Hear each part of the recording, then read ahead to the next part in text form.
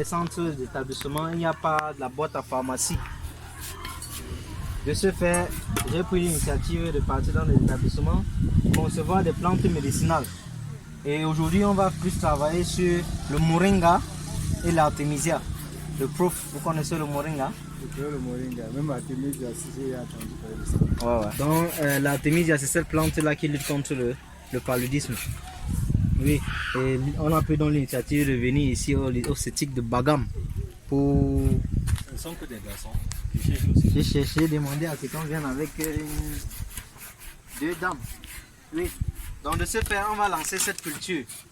La culture, c'est comment? De la pépinière, en passant par le suivi jusqu'à la récolte, conditionnement. Et on dépose également dans votre pharmacie. On crée une pharmacie ici. Du genre où si vous êtes malade, vous pouvez aller à la pharmacie directement prendre sans payer. Vous comprenez?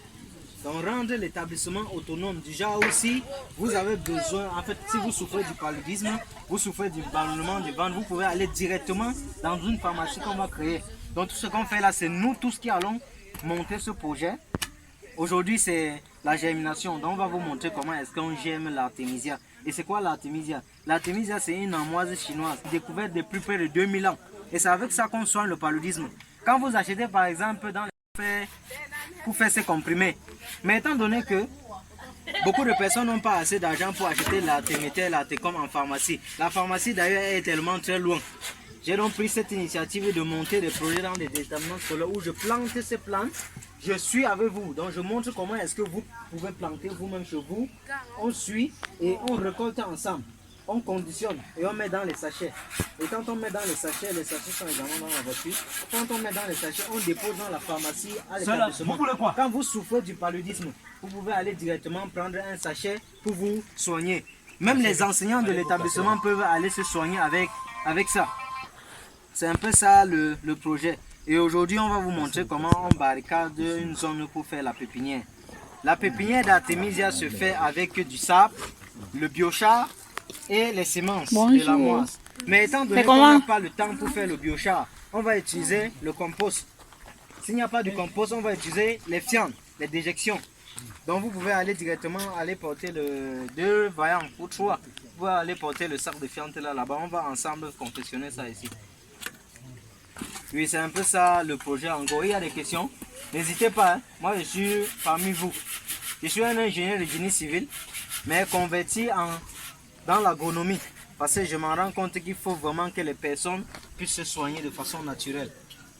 Depuis 2018, j'ai lancé ce projet. J'ai lancé également quelques établissements. Je me suis dit qu'il faut que partir plutôt dans les coins reculés. Un peu reculés si je dis, pour lancer ce projet. Parce que nous souffrons beaucoup de pathologies.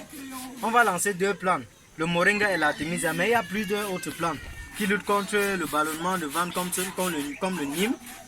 On va lancer le curcuma contre les blessures. Déjà, si vous faites le PS et que vous vous blessez, on peut prendre directement le curcuma pour faire le pansement. Donc vous n'aurez plus à dépendre des centres de santé, dépendre des pharmacies. Et aussi, c'est gratuit, vraiment gratos. C'est ça l'objectif de la PharmaBioNet. Oui. Merci beaucoup, le grand type. Tu détaches un peu. On va montrer comment on peut consommer facilement. Quand pour vous va pousser, vous allez pouvoir faire votre tisane. Quand on dit que le matin on prend Nescafé, nous on ne prend pas Nescafé. Moi je prends soit l'artémisia, soit le moringa, soit le curcuma, soit la verveine, soit la stevia. La stevia c'est un sucre des diabétiques qui sucre même plus que le sucre qu'on transforme. Mais c'est une plante. Nous tous on va connaître ça. Il y a également le kigel qui est également une plante sucrée. Il y a les plantes également qui luttent contre les maux de tête comme nous on va cultiver ici. Mais pour le moment on se concentre d'abord sur le paludisme. Parce que le paludisme fait en moyenne 500 000 personnes par an de morts en Afrique. C'est très malheureux avec le traitement qui est juste à côté. Certes, certaines personnes n'ont pas de l'argent pour aller acheter en pharmacie. Voilà pourquoi il faut vraiment que notre population, notre jeune population... Est-ce que quelqu'un ici aimerait manquer les cours parce qu'il souffre du palu? Hein? Échouer son cap parce qu'il souffrait du palu. Donc vraiment, il faut qu'on s'y mette vraiment. On a choisi une parcelle en bas, on va d'abord germer. Bon, comment se passe la germination? On va vous montrer comment ça se passe. Avec comme ça, le grand technicien. Bon, voilà les fientes de poule de... Bon, question. Est-ce qu'il y a les zones dédiées pour germer? Ouais, c'est une très bonne question. En ce qui concerne la germination de tout plant en pépinière, on utilise ce qu'on appelle le terreau. Le terreau, c'est un espace où on aménage. On prend la terre végétale, comme on a appelé la terre arabe, donc la terre noire, puisqu'on ne germe pas sur la terre rouge. On prépare donc ce terreau. Maintenant, pour maximiser la germination, pour booster la germination, on prend donc les fientes. Normalement, on devait utiliser le biochar, qui est un engrais que moi-même j'ai créé. C'est un engrais spécial, fait toujours à base de notre environnement, des ustensiles de notre environnement. Mais aujourd'hui, étant donné que ça prend beaucoup de temps pour fermenter, et comme la saison des pluies a déjà commencé, on ne peut pas dire qu'on va lancer le biochar. Mais avec le compost, on peut toujours le faire. Ici, ce n'est pas vraiment bio. Pourquoi? Parce que les déjections d'animaux qu'on a fait ici, il y a les vaccins qu'on les a administrés, il y a les concentrés, et il y a également les produits chimiques qu'on a mis à l'intérieur. C'est ça qui fait que ça va se retrouver dans les déjections. Donc c'est pas biologique.